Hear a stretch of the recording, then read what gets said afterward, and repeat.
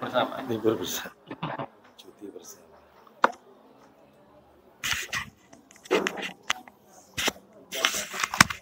Alarm channel.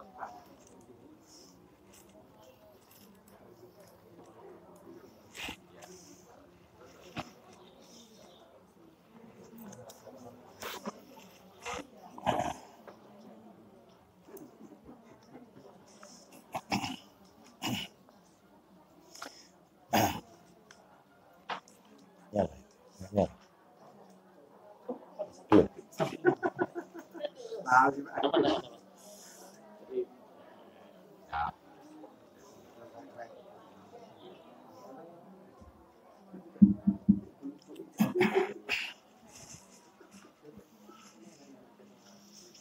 Bismillah.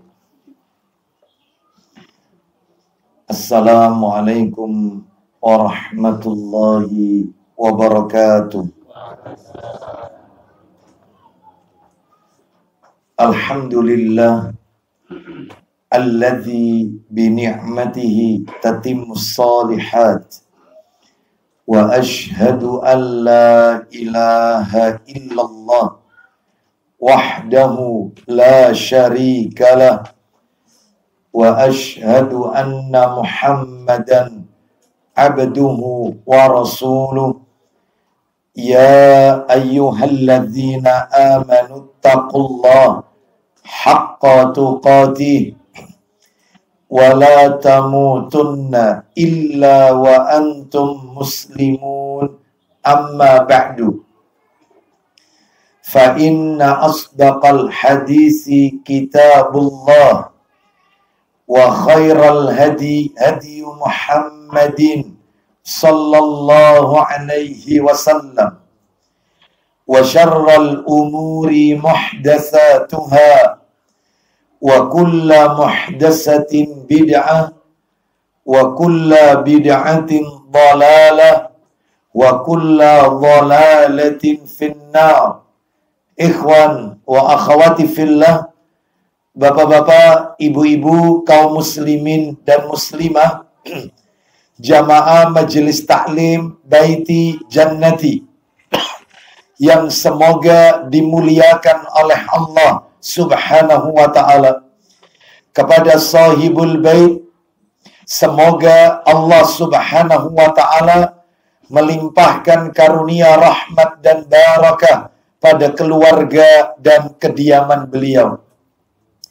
Puji dan syukur tidak henti-hentinya selalu kita panjatkan kepada Allah Tabaraka wa ta'ala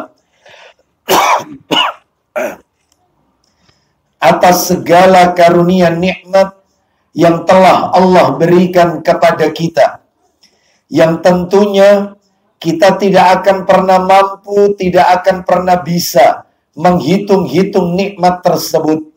Sebagaimana Allah Subhanahu wa ta'ala menegaskan dalam ayatnya, wa in ta'uddu ni'matallahi la tuhsuha.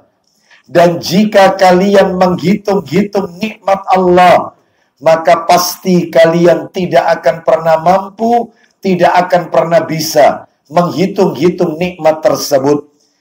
Allah Subhanahu wa ta'ala tidak pernah memerintahkan kita untuk menghitung-hitung nikmat, tetapi Allah memerintahkan kita untuk mensyukuri nikmat-nikmat tersebut.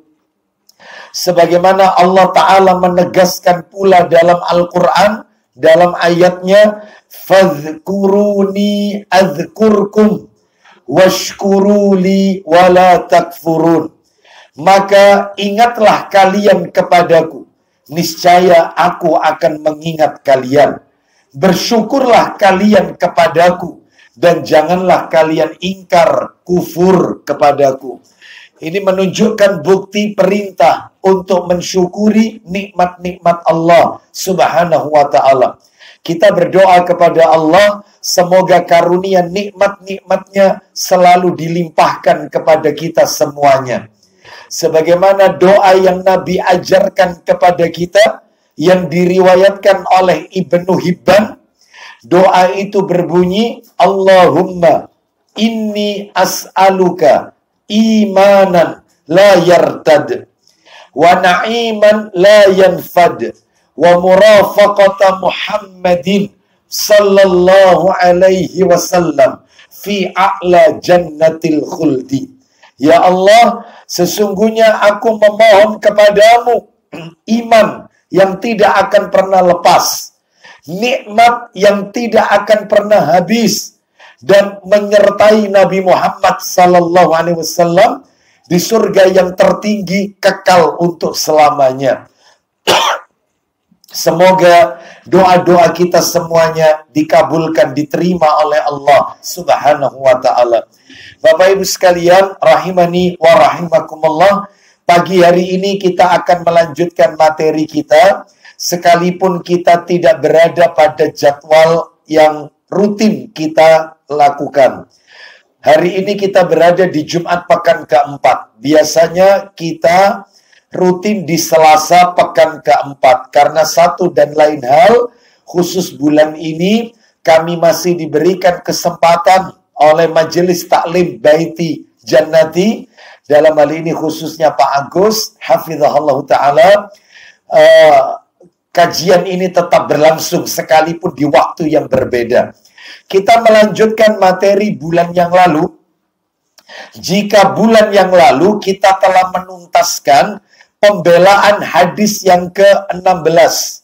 Kita masih menukil kitab atau buku yang ditulis oleh Ustadz Abu Ubaidah Yusuf bin Mukhtar As-Sidawi hafizahullah ta'ala. Buku yang berjudul Membela Hadis Nabi sallallahu alaihi wasallam. Yang ke-16 tentang azab kubur. Apakah derajatnya mutawatir ataukah ahad? Maka ini sudah kita bahas tuntas, tidak perlu kami ulang. Bahkan PDF-nya pun, materinya sudah kami kirimkan. Adapun hari ini kita akan memasuki pembelaan hadis ke-17. Masih berbicara seputar perkara-perkara yang gaib. Apa itu yang ke-17? Orang mati bisa mendengar, ya. Orang mati bisa mendengar, itu tanda tanya, pertanyaannya. Oleh karena itu, Bapak Ibu sekalian, rahimani wa rahimakumullah, ini perlu kita ketahui karena sesungguhnya masalah orang mati bisa mendengar ataukah tidak, ini adalah perkara-perkara gaib tentang alam barzah yang tidak ada satupun manusia yang mengetahui kecuali Allah Subhanahu wa ta'ala. Jadi pendekatannya harus dengan pendekatan iman, bukan dengan pendekatan logika atau akal. Ya, karena perkara-perkara gaib. Sedangkan pengetahuan kita tentang perkara-perkara gaib sangatlah minim. Nah, bahkan dalam hal ini hampir di antara kita tidak mengetahui tentang perkara tersebut, kecuali yang disampaikan oleh Allah dan Rasul-Nya Sallallahu Alaihi Wasallam melalui Al-Quran dan hadis-hadis beliau Sallallahu Alaihi Wasallam yang sahih. Oleh karenanya, pagi hari ini supaya kajian kita tertata dengan baik, tidak melebar kemana-mana, materinya kami bagi menjadi dua bagian, Bapak Ibu sekalian. Dua. Yang pertama, kita akan membahas tentang dalil-dalil tentang orang mati bisa mendengar ataukah tidak. Di mana dalilnya? Mana dalilnya? Orang mati itu bisa mendengar atau tidak? Lah nanti kita ketahui dalilnya. Baik di dalam Al-Quran maupun hadis Nabi atau perkataan para alim ulama. Dalilnya nanti kami sebutkan 7 dalil, Bapak Ibu sekalian. Nanti kita lanjutkan materi yang kedua. Jadi kalau Bapak Ibu mencatat bisa ditulis 2 Romawi begitu ya. 2 Romawi. Yang kedua adalah kita akan membahas tentang secuil pembahasan tentang ruh. Apa yang bisa kita ketahui tentang ruh? Ya. Jadi orang itu kalau meninggal dunia, itu ruh itu di mana? Ya, orang yang mati syahid, ruhnya ada di mana? Anak-anak kecil yang meninggal dunia, sebelum dia balik, itu ruhnya di mana? Atau anak-anaknya orang-orang kafir yang meninggal saat masih balita, itu ruhnya di mana? Ya, termasuk ruhnya para nabi dan rasul, itu di mana? Termasuk juga hakikat tentang ruh itu seperti apa? Nah, gitu ya. Nanti kita akan bahas sesuai dengan dalil ya, dalam Al-Quran maupun hadis Nabi Sallallahu Alaihi Wasallam. Termasuk beberapa hal yang terkait dengan ruh. Seperti apakah ada ruh pamitan, reinkarnasi, ruh gentayangan, arwah penasaran, mati suri. Nah, itu. Ya, nah itu nanti kita akan masuk kepada materi yang kedua itu nanti tentunya. Sekarang kita awali dulu Bapak Ibu sekalian yang pertama. Dalil-dalil tentang orang mati bisa mendengar ataukah tidak. Tadi sudah kami singgung, saya berjanji memberikan 7 dalil. 7 dalil, yang 4 dari Al-Quran. Yang 2 hadis Nabi. Yang 1 adalah perkataan seorang ulama besar di masanya, Al-Imam Ibnul Qayyim Al-Jauziyah rahimahullah. Baik, kita awali yang pertama dulu. Kita dengarkan firman Allah Ta'ala. Nah, firman Allah Ta'ala di dalam Al-Quran suratnya nomor 27. Surat An-Naml. Ya, surat nomor 27 An-Naml. Ayatnya ayat yang ke-80. Saya mencoba, saya urut nomornya. Jadi setelah An-Naml berarti nanti surat setelahnya. Ya, jadi nggak mundur. Saya berupaya untuk mengurutkan saja. An-Naml ayat 80. Kita dengarkan murattal ayatnya. Siap terjemahannya. Allah Ta'ala berfirman, silakan.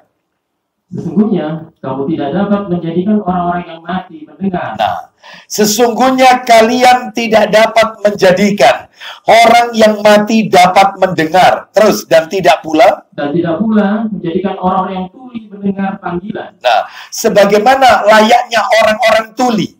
Jadi Allah memberikan perumpamaan dengan orang yang tunarungu. Bagaimana dengan orang tuli? Tentunya dia tidak bisa mendengar. Seperti itulah orang yang mati. Dia tidak mendengar suara yang ada di atas kubur. Lanjut teruskan. Apabila mereka telah berpaling ke belakang. Baik, apabila mereka telah berpaling ke belakang. Ini dalil yang pertama. Nanti kita akan lihat ringkasnya bagaimana. Yang kedua, dalilnya adalah firman Allah suratnya surat Ar-Rum. Surat nomor 30 Ar-Rum. Surat nomor 30 surat Ar-Rum. Ayatnya ayat yang ke-52. Kita dengarkan murattalnya surat Ar-Rum ayat 52. Maka sesungguhnya kamu tidak akan sanggup menjadikan orang-orang yang mati itu dapat mendengar. Nah, terus. Dan menjadikan orang yang tuli dapat mendengar seruan apabila mereka itu berpaling membelakangi. Nah, Bapak Ibu sekalian, rahimani wa rahimakumullah. Ayatnya senada dengan surat An-Naml ayat 80. Sesungguhnya, yaitu orang-orang yang telah mati itu tidak dapat mendengar. Layaknya orang-orang tuli juga tidak dapat mendengar. Apa yang barusan kita dengarkan tadi terjemahannya, mari kita lihat di dalam tafsir Ibnu Katsir. Jadi saya belum beranjak dalil ketiga. Belum. Apa yang tadi kita dengarkan, Ar-Rum ayat 52, mari kita lihat di dalam tafsir Ibnu Katsir, jilidnya Bapak Ibu jilid 6. Ya, tafsir Ibnu Katsir di jilid yang ke-6. Nah, halamannya, bisa kita lihat di sini, halamannya adalah berada di halaman yang ke-388. 388. Nah, silakan Pak Agus. Yang sudah saya kasih tadi dalam kurung, tutup kurung. Silakan. Kita dengarkan, agak panjang penjelasannya. Kita dengarkan. Tadi saya bacakan ulang dulu terjemahannya.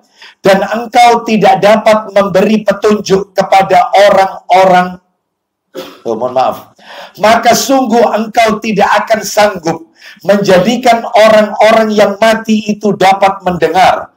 Dan menjadikan orang-orang yang tuli dapat mendengar seruan apabila mereka berpaling ke belakang. kita dengarkan perkataan ulama salaf. Silakan. Ulama salaf sepakat atas masalah ini. Lanjut. Aksar-aksar dari mereka telah mutawatir bahwa seorang mayit mengetahui orang hidup yang menziarahi dan memberinya kabar gembira. Nah, orang yang telah mati, maka dia tahu siapa yang berkunjung mengunjungi dia. Jadi orang yang ziarah kepada dia, terutama yang dia kenal semasa hidup di dunia, itu dia tahu siapa yang datang. Yang datang istrinya, yang datang suaminya, yang datang anaknya, mengucapkan salam. Assalamualaikum ahlad diyari minal mu'minina. Maka dia pun menjawab salamnya. Senang dia didatangi. Ulang lagi Pak Agus. Silakan. Ulama salaf. Ulama salaf sepakat atas masalah ini. Ya. Asal-asal dari mereka telah mutawatir Apa itu? Seorang mayit mengetahui orang hidup yang menziarahi dan memberinya kabar gembira. Lanjut. Masalah ini pun banyak ditunjukkan oleh asal-asal dari para sahabat. Tuh, lanjut. Kemudian? Sebagian orang Ansor yang berasal dari kerabat Abdullah bin Rawahah berkata, Ya. Ya Allah, sesungguhnya aku berlindung kepadamu dari sebuah amal yang dihinakan oleh Abdullah bin Rawahah. Terus? Hal itu dikatakan setelah mati syahidnya. Lanjut. Abdullah. Ucapan salam kepada orang-orang yang mati disyariatkan. Terus? Sedangkan salam yang ditujukan kepada orang yang tidak merasa dan tidak mengetahui orang yang mengucapkan salam adalah sesuatu yang mustahil. Nah, terus? Sesungguhnya Nabi SAW mengajarkan umatnya jika melihat sebuah kubur hendaknya mereka mengucapkan Ya. Assalamualaikum ahlad diyari. Lanjut, artinya saja Assalamualaikum ahlad diyari minal mu'minina wal muslimin dan seterusnya. Kemudian terjemahannya? Salam sejahtera kepada kalian penghuni kuburan di antara orang-orang yang beriman. Terus? Sesungguhnya kami insya Allah akan menyusul kalian. Insya Allahu bikum lahikun. Terus? Semoga Allah mengasihi orang-orang yang mendahului kami dan kalian dan orang-orang yang terakhir. Baik, lanjutkan. Kami meminta kepada Allah afiat untuk kami dan untuk kalian. Nas'alullahu lana walakumul afiyah. Lanjut teruskan. Salam, dialog dan panggilan ini digunakan untuk sesuatu yang dapat mendengar, Terus? berdialog, berakal dan menjawab. Lanjut. Sekalipun orang yang mengucapkan salam tidak mendengar jawaban tersebut. Kemudian? Sampai selesai ya. Ini menunjukkan bukti kepada kita, berarti mereka yang telah mati, yaitu bisa mendengar ucapan salam. Dan nanti kita akan simpulkan. Sedangkan di dalam Al-Quran tadi dikatakan bahwasanya orang-orang yang telah mati tidak mendengar suara yang ada di atas kuburnya. Layaknya orang-orang tuli tidak dapat mendengar. Tetapi disebutkan dalam riwayat yang lain bahwasanya mereka bisa mendengar. Maka nanti kita akan kompromikan. Sekarang dalil ketiga. Dalil yang ketiga surat Fatir, surat nomor 35. Ayatnya ayat 14. Fatir ayat 14. Surat Fatir surat 35 ayatnya 14.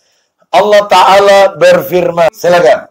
Jika kamu menyeru mereka, Jika kalian menyeru meminta kepada mereka, maka mereka tiada mendengar seruanmu. mereka yang dimaksud di sini adalah orang-orang yang telah mati. Dan kalau mereka mendengar, andai kata orang-orang yang telah mati itu bisa mendengar, maka mereka tidak dapat memperkenankan permintaanmu. jadi nggak perlu minta kepada kuburan orang-orang soleh. Karena jelas ini ayatnya. Jika kau meminta kepada mereka, maka mereka tidak akan memperkenankan permintaanmu.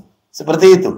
Dan andai kata mereka bisa mendengar, mereka nggak bisa mengabulkan apa yang kau minta. Lanjut teruskan.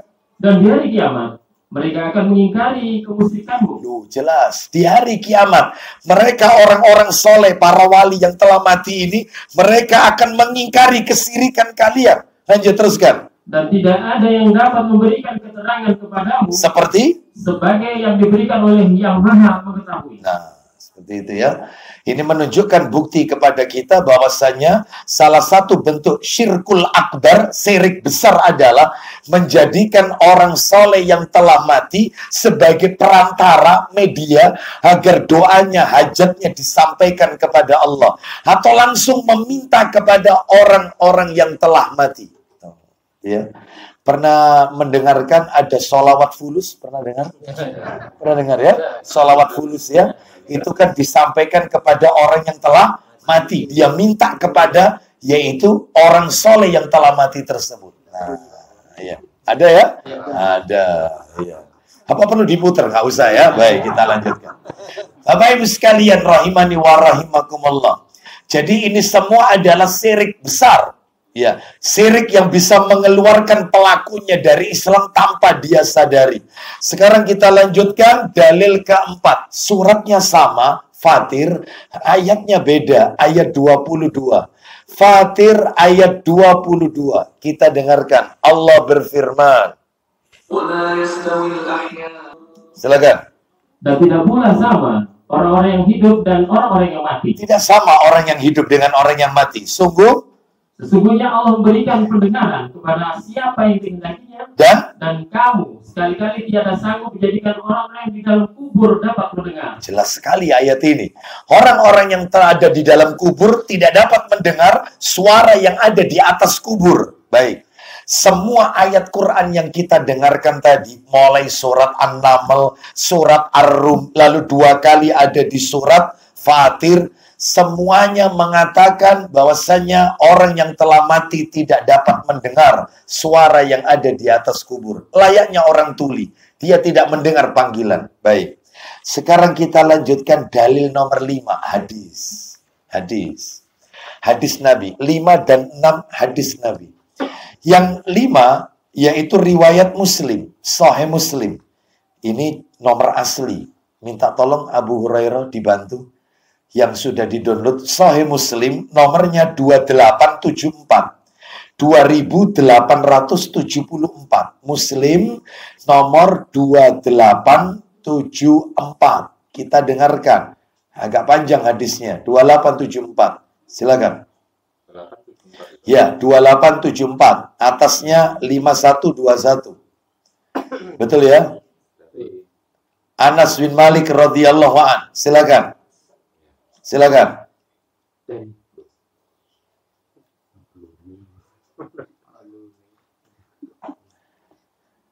Ya, silakan. Dari Anas bin Malik radhiyallahu an, Rasulullah sallallahu alaihi wasallam meninggalkan jenazah perang Badar 3 kali. Jadi Nabi SAW meninggalkan jenazah perang Badar 3 kali. Setelah itu beliau mendatangi mereka. Lalu kemudian beliau berdiri dan memanggil-manggil mereka. Bersabda sambil bersabda. Nah, jadi jenazah yang gugur di medan perang Badar ini, Nabi memanggil-manggil mereka. Ya, mereka-mereka yang mati ketika perang Badar ini dipanggil, dan mereka yang dimaksud di sini orang-orang kafir. Apa yang Nabi sebutkan pada saat itu? Silakan. Wahai Abu Jahal bin Hisham. Wahai Abu Jahal bin Hisham. 1. Terus. Wahai Umayyah bin Khalaf. Wahai Umayyah bin Khalaf. Terus. Wahai Utbah bin Rabi'ah. Wahai Utbah bin Rabi'ah. Terus. Aisyah Ibah bin Rabi'ah. Hai Syaibah bin Rabi'ah. Terus. Bukankah kalian telah menemukan kebenaran janji Rabb kalian? Nah, Nabi katakan, bukankah kalian sekarang telah menemukan kebenaran janji Allah Subhanahu wa Ta'ala? Lanjut. Sesungguhnya aku telah menemukan kebenaran janji Rabbku yang dijanjikan kepadaku. Terus, apa kata Umar bin Khattab radhiyallahu anhu kepada Rasulullah SAW? Silakan. Umar mendengar ucapan Nabi Sallallahu Alaihi Wasallam, kemudian beliau berkata, apa kata Umar kepada Nabi? Silakan. Wahai Rasulullah, bagaimana mereka mendengar dan bagaimana mereka menjawab? Wahai Rasulullah, bagaimana mereka bisa mendengar? Ini mayit ini. Dan bagaimana mereka bisa menjawab? Ya, mereka telah menjadi bangkai. Lanjutkan. Mereka telah menjadi bangkai. Mereka sudah mati, sudah jadi bangkai. Mana mungkin ucapanmu didengar oleh mereka? Jenazah masih di situ. Lanjut teruskan. Beliau bersabda. Nah, ini poinnya. Silakan. Demi zat yang jiwaku berada di tangannya. Nabi bersumpah. Demi zat yang jiwaku dalam genggaman Allah Azza wa Jalla. Silakan. Kalian tidak lebih mendengar ucapanku melebihi mereka. Hanya saja mereka tidak bisa menjawab. Nah, hanya saja mereka saat ini nggak bisa jawab. Tapi mereka dengar apa yang aku ucapkan. Kok kontradiktif, Ustaz? Sama ayat Al-Qur'annya. Nah, ya, nanti kita akan bahas. Ya. Setelah itu, masih ada kan? Setelah itu beliau memerintahkan, lanjutkan. Ya, silakan. Setelah itu beliau memerintahkan mereka diseret lalu dilemparkan di sumur Badar. Nah, Mereka diseret, dilemparkan ke sumur Badar. Siapa mereka di sini? Abu Jahal bin Hisham, Umayyah bin Khalaf, Utbah bin Rabi'ah, Syaibah bin Rabi'ah. Baik. Bapak Ibu sekalian rahimani wa rahimakumullah. Ini menunjukkan kepada kita dalil yang kelima ini, mayit bisa mendengar, cuman dia tidak bisa menjawab. Sekarang dalil keenam. Coba dibuka dalilnya, diketik nomornya, yaitu nomor 15.766. 15.766. 15.766. 15.766 dari Abu Tolha. Riwayat Imam Ahmad, Musnad Imam Ahmad. Cari. Nah. 15.766 Musnad Imam Ahmad. Ayo. Betul, Abu Tolha radhiyallahu an. Silakan. Dari Abu Tolha radhiyallahu an, pada perang Badar Rasulullah SAW memerintahkan 24 orang dari tokoh pembesar Quraisy untuk dibuang ke dalam sumur tua di kawasan Badar yang sangat busuk dan menjijikan. Berapa orang tadi dari orang kafir yang tewas? 24 orang dari tokoh pembesar Quraisy untuk dibuang ke dalam sumur tua. Bukan dikubur ini. Dibuang ke sumur tua di kawasan Badar yang sangat busuk dan menjijikan. Lanjut, silakan. Adalah kebiasaan beliau jika telah memenangkan atas suatu kaum. Beliau tinggal di dalamnya selama 3 malam. Jadi kebiasaan Nabi kalau berperang dan beliau mendapatkan kemenangan, Nabi nggak langsung beranjak pulang. 3 malam, 3 hari ada di tempat itu. Lanjut, apa yang terjadi? Tatkala pada hari ketiga di Badar. Nah, tatkala pada hari ketiga di daerah kawasan yang namanya Badar, lanjut. Beliau menyuruh kepada rombongan untuk segera berangkat. Kemudian beliau berjalan diikuti oleh para sahabatnya. Lalu beliau bersabda. Apa sabda Nabi Sallallahu Alaihi Wasallam? Silakan. Kami tidak melihatnya kecuali jika beliau berangkat pasti ada keperluan yang hendak beliau laksanakan. Terus sampai beliau berhenti di tepi sumur. Nah, Nabi sampailah di tepi sumur Badar, yang di situ sudah dimasukkan 24 pembesar Quraisy. Iya, orang-orang kafir Quraisy itu ya, yang bau dan menjijikkan sumur ini. Lanjut kemudian. Beliau memanggil mereka dengan nama-nama mereka. Satu persatu dipanggil oleh Nabi. Lanjut teruskan. Nama-nama bapak-bapak mereka. Lengkap, sak bin-binnya disebut oleh Nabi. Lanjut. Wahai Fulan bin Fulan. Wahai Fulan bin Fulan. Terus. Wahai Fulan bin Fulan. Sekarang poinnya. Apakah kalian senang jika kalian mentaati Allah dan Rasulnya? Apakah kalian senang mentaati Allah dan Rasulnya kalau masih hidup? Lanjut. Sesungguhnya telah kami dapatkan apa yang Roh kami janjikan adalah kebenaran. Lanjut. Apakah kalian mendapatkan apa yang Roh kalian janjikan kepada kalian adalah benar? Lalu Umar berkata. Apa kata Umar bin Khattab radhiyallahu anhu kepada Rasulullah SAW? Silakan. Wahai Rasulullah. Iya. Apakah Anda mengajak berbicara pada jasad yang telah tidak ada ruhnya? Apakah Anda sedang berbicara dengan jasad yang tidak ada ruhnya? Ini mayit, wahai Rasulullah, yang ada dalam sumur ini. Lanjut. Beliau bersabda. Silakan. Kami yang jiwa Muhammad berada di tangannya. Kalian tidak lebih mendengar terhadap apa yang saya katakan daripada mereka. Nah, seperti itu, ya. Kemudian lanjutkan. Qatadah berkata. Silakan. Allah Azza wa Jalla menghidupkan mereka sehingga mereka dapat mendengarkan perkataan Rasulullah SAW sebagai penjelekan, terus penghinaan, terus perendahan, terus kerugian dan penyesalan bagi mereka. Baik. Bapak Ibu sekalian rahimani wa rahimakumullah. Jadi ruh mereka dikembalikan oleh Allah Azza wa Jalla supaya mereka dengar bahwasannya yaitu ini adalah sebuah penghinaan, ya, perendahan, kerugian, penyesalan untuk mereka. Ya. Dan yang namanya menyesal mesti di akhir. Nggak mungkin bisa balik lagi ke alam dunia. Ini menunjukkan kepada kita peringatan bagi kita agar senantiasa menetapi perintah Allah dan Rasulnya Sallallahu Alaihi Wasallam. Jangan menyelisihi. Sekarang kita lanjutkan dalil terakhir yang ketujuh. Lah yang ketujuh ini perkataan ulama. Jadi 4 Al-Quran, 2 hadis Nabi, 1 perkataan ulama. Sayang kitabnya qadarullah lupa, nggak kebawa. Judul kitabnya adalah Kitab Ar-Ruh yang ditulis oleh Al-Imam Ibnul Qayyim Al-Jauziyah rahimahullah. Apa sudah ada terjemahannya buku itu? Ada. Silakan bisa dicari di toko buku. Judulnya adalah Kupas Tuntas Tentang Ruh. Tebel bukunya. Jadi kalau nggak salah penerbitnya, kalau nggak salah Darul Falah, kalau nggak salah. Judul bukunya Kupas Tuntas Tentang Roh. Nah itu judulnya. Penulisnya Ibnul Qayyim Al-Jauziyah rahimahullah. Itu ada di halaman 5. Disebutkan, nah ini ya. Di buku itu, bukunya Ibnul Qayyim Al-Jauziyah rahimahullah. Yaitu Kitab Ar-Ruh, halaman 5. Nabi SAW bersabda, di buku itu disebutkan, tidaklah seorang muslim yang dikenalnya di dunia, lalu dia memberi salam kepadanya, kecuali Allah mengembalikan rohnya kepadanya, agar dia dapat menjawab salamnya. Nah, berarti orang-orang yang telah wafat, meninggal dari kalangan muslim, muslimah, mukmin, mukminah, yang meninggal dalam keadaan husnul khatimah, meninggal dalam keadaan syahid, itu kalau ada keluarga, temannya, siapapun yang dia kenal semasa hidupnya, menyampaikan salam, maka Allah kembalikan rohnya, lalu dia menjawab, waalaikumsalam. Bukan hanya itu, dia tahu siapa yang datang, dan dia senang. Itulah yang dibaca Pak Agus tadi dalam tafsir Ibnu Katsir. Dia tahu siapa yang datang. Jadi gembira dia, dikunjungi. Oleh karena itu, ini menunjukkan kepada kita bahwasanya mayit bisa mendengar.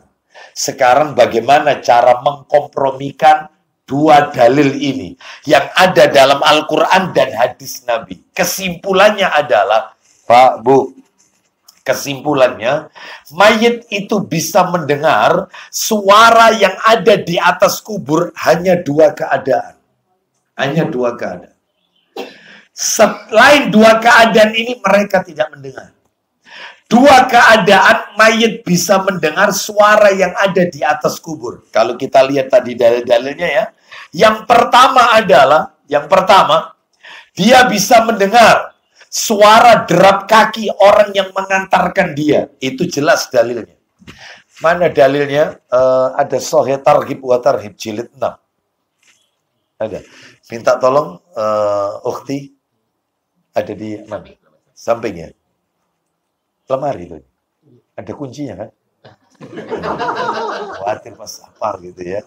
Coba dibuka Sahih Targhib, mohon maaf dicarikan jilid 6, jilid 6.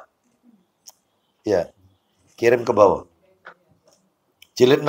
Sahih Targhib wa Tarhib jilid 6. Nah itu coba diambil.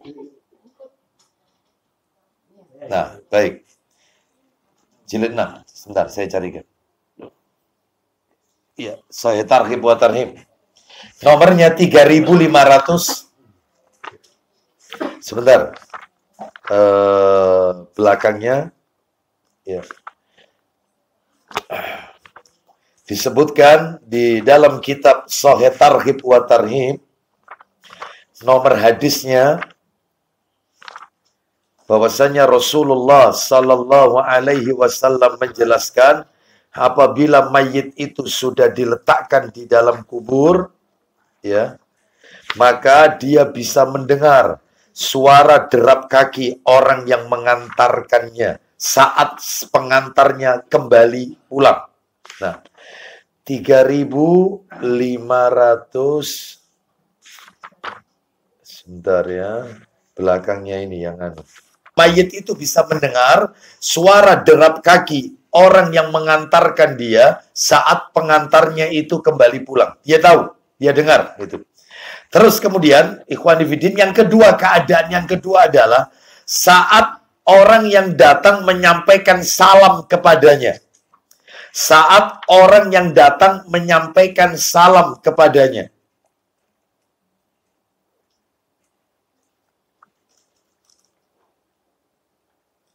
Maka dia bisa mendengar.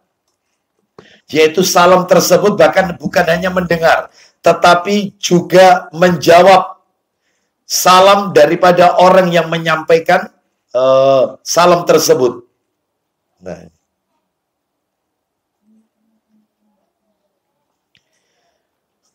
Dalilnya di mana? Dalilnya tadi sudah beberapa kali dalam hadis disebutkan, ya. Bahkan di dalam tafsir Ibnu Katsir ketika mengomentari surat Ar-Rum ayat berapa tadi Bapak Ibu? Ar-Rum ayat yang ke-52. Jadi jelas sekali di situ. Nah, ini coba. Di sini insya Allah ketemu. Ya.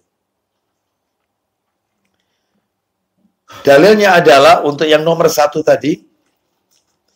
Dalam kitab Sahih Targhib wa Tarhib. Nomor hadisnya jilid 6 ya, jilid 6.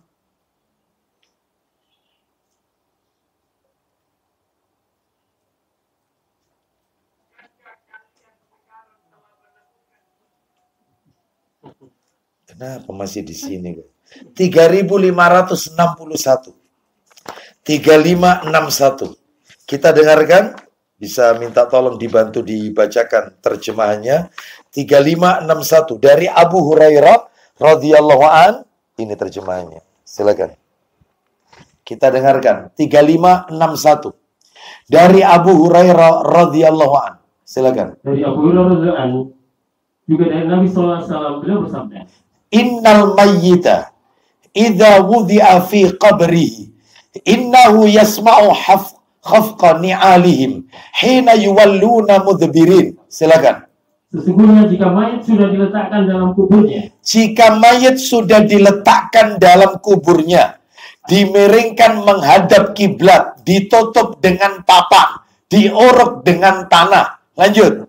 Maka dia bisa mendengar suara sandal para pengantarnya saat mereka kembali pulang. Maka dia bisa mendengar suara derap kaki orang yang mengantarkan dia saat pengantarnya balik ke belakang, kembali pulang. Terus, fa'in kana mu'minan kanatis shalah inda ra'sihi. Silakan. Jika dia seorang mukmin, apabila yang mati ini mukmin, maka sholat ada di dekat kepalanya. Maka sholat yang pernah dia kerjakan diletakkan di atas kepalanya. Nah, itu ya. Sholat apa ini? Sholat fardu yang 5 waktu. Diletakkan di atas kepala. Terus, wa kana siyamu an yamini. Silakan. Puasa di sebelah kanannya. Wa kanatiz zakat an shimali. Zakat di sebelah kirinya. Jadi yang di sebelah kanan tadi puasa, ya puasa Ramadan, ya puasa yang sunnah. Ayyamul Bid, puasa Senin Kamis, puasa Daud, Asyura, Arafah, 6 hari di bulan Syawal, 9 hari di bulan Zulhijjah. Ini semua diletakkan di kanannya mayit. Yang kirinya mayit zakat. Zakat. Terus lanjut kita dengarkan wa kana fi'lal khairat minas sadaqah was shalah wal ma'ruf wal ihsan ilan nas inda rijlaihi. Silakan. Perbuatan-perbuatan baik lain berupa apa? Berupa sodako. Sodako, bukan zakat. Ini sodako yang sunnah. Karena sodako itu ada 2. Ada sodako yang wajib, ada sodako yang sunnah. Sodako yang wajib itu zakat, ada perhitungannya. Sedangkan sodako sunnah tidak identik dengan harta. Senyum kita kepada saudara kita saja, itu sodako. Bahkan kita menanam tanaman yang dimanfaatkan oleh makhluk-makhluknya Allah, itu juga sodako. Sholat duha 2 rakaat itu kata Nabi seperti sodako dengan 360 tulang persendian. Berarti sodako tidak identik dengan uang. Sodako sunnah maksudnya. Jadi lanjut ulang lagi dikit. Sedangkan perbuatan-perbuatan baik, silakan. Perbuatan baik lain berupa sodako. Sodako terus. Sholat sunnah. Nah, sholat sunnah. Kalau yang di atas kepala sholat wajib. Ini sholat sunnah. Lanjut.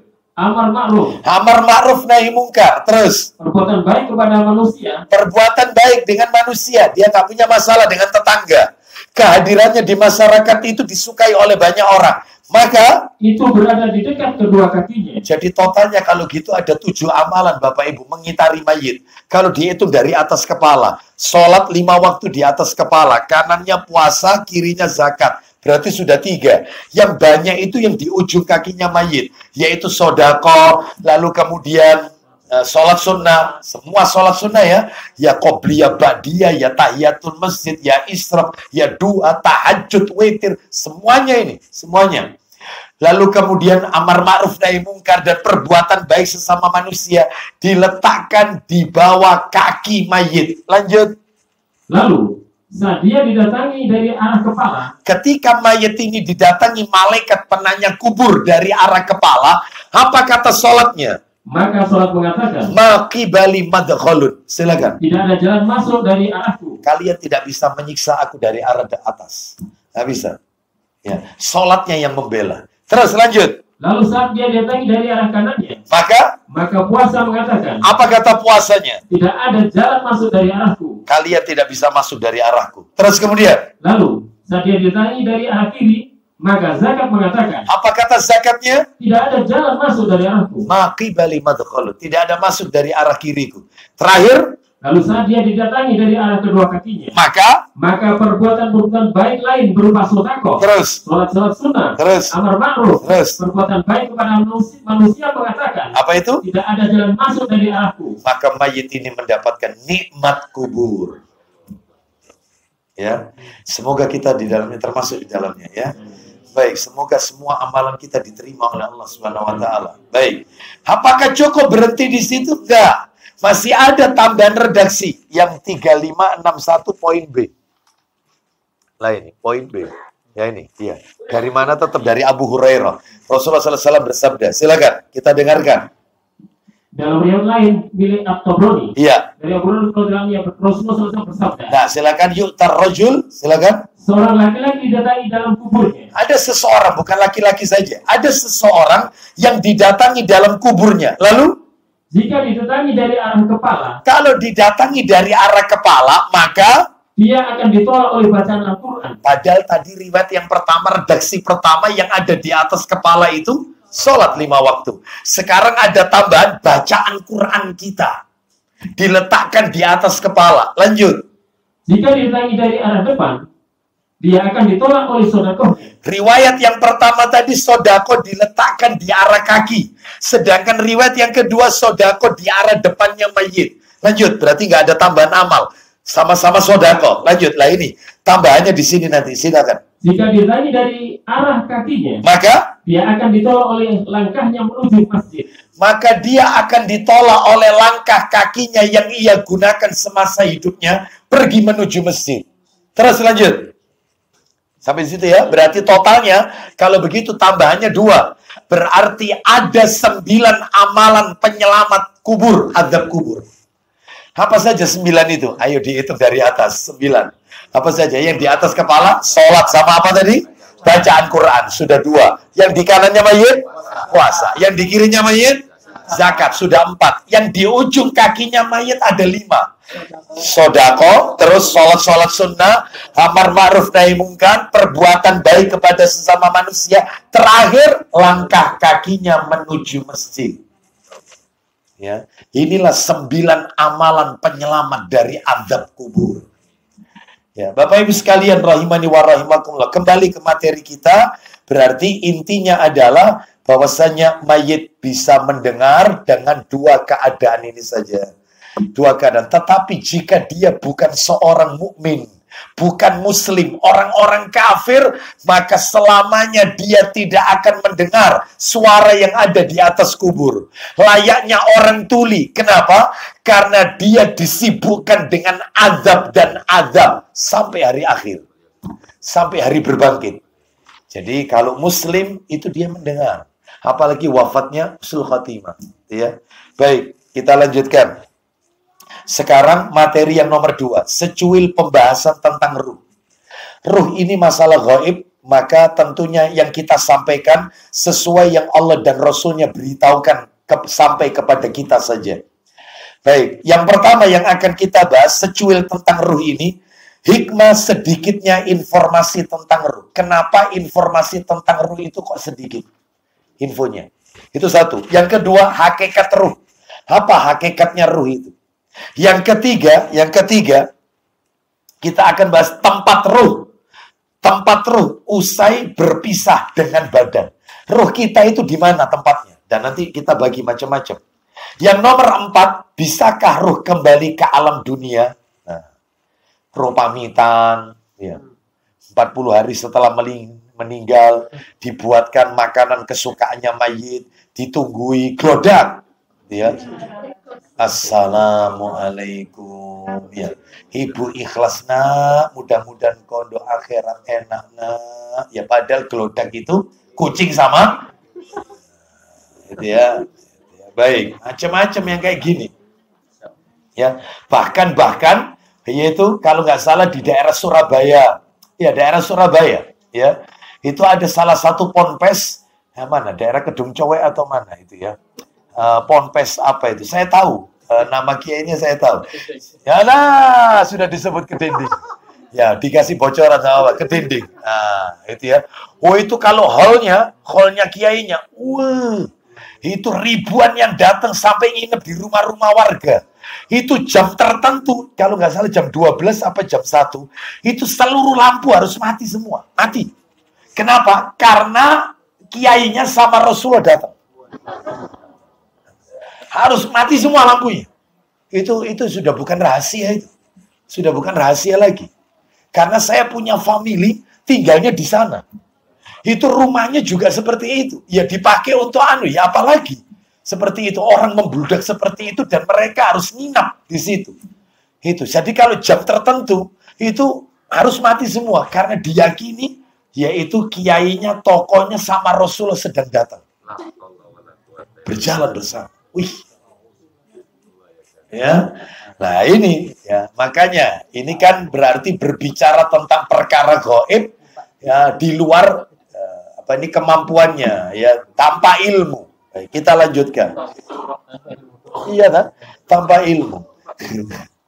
Kita lanjutkan. Padahal informasi tentang ruh yang kita dapatkan dalam Al-Quran dan di hadis Nabi itu cuma secuil. Jangan keterlaluan berbicara perkara gaib. Ya, seperti itu. Kita lihat sekarang. Tadi nomor berapa tadi? Nomor 1 kan hikmah, sedikitnya informasi tentang ruh. Yang nomor 2 kan hakikat ruh. Nomor 3 tempat ruh usai berpisah dengan badan. Itu ya.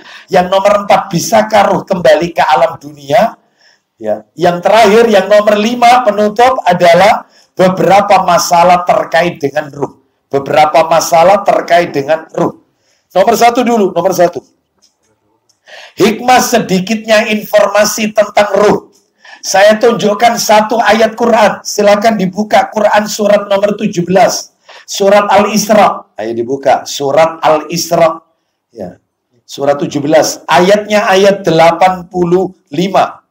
Surat 17 Al-Isra ayatnya 85. Allah Ta'ala berfirman.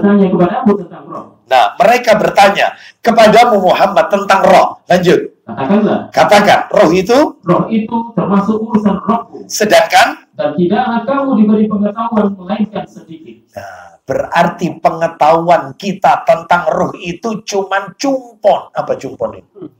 Sedikit. Ya, jangan keterlaluan. Apa hikmahnya? Kok pengetahuan tentang roh ini sedikit?